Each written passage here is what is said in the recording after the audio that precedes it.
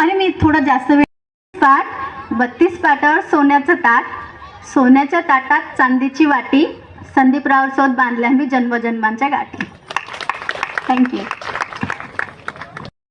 ताजं अन्न घ्या, नाहीतर बरेचदा आपल्याला कंटाळा येतो तर आपण सकाळी जेवण बनवतो आणि संध्याकाळी तेच खा. संध्याकाळी ताजं बनवा, कमी बनवा, लिमिटेड बनवा, पण ताजं अन्न घ्या.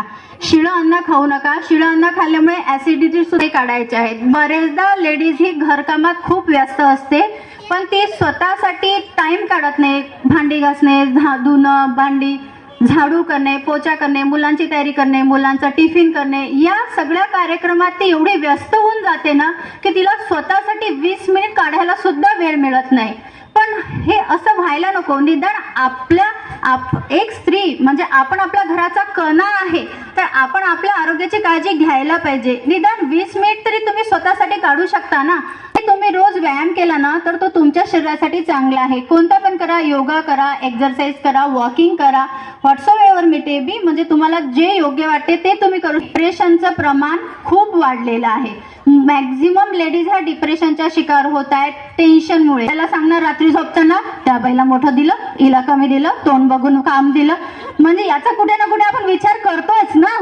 मग कशाला करायचा? अननेसेसरीली टेन्शन का घ्यायचं? काहीच गरज नाही आहे. बरेचदा काय होतं, कोणत्या कार्यक्रमामध्ये जातो, हिलाच मान दिला, मला मान नाही दिला, हिला विचारलं. ठीक आहे ना, तुम्हाला बोलावलं ही खूप मोठी गोष्ट आहे ना. वाण देताना सुद्धा ज्या व्यक्तीने तुम्हाला घरी बोलावलंय तिने बोलावणं हीच मोठी गोष्ट आहे तुमच्यासाठी. त्याच्यावर डिस्कस करत बसण्यात, आपलं आरोग्य खराब करण्यात मला तरी वाटते कुठलाही अर्थ नाही आहे. कारण ह्या ज्या छोट्या छोट्या गोष्टी असतात ना, ह्या डोक्यामध्ये राहतात आणि ब्रेन तसा मग काम करत राहतो आणि कुठे ना कुठे छोट्या छोट्या गोष्टीचं आज स्फूर्त म्हणजे जे उत्स्फूर्तता असते ना ती दिसून येईल. लिथार्जिक राहणार नाही. बरेचदा जर तुम्हाला स्ट्रेस फ्री राहायचं असेल तर मेडिटेशन करणं खूप गरजेचं राहते.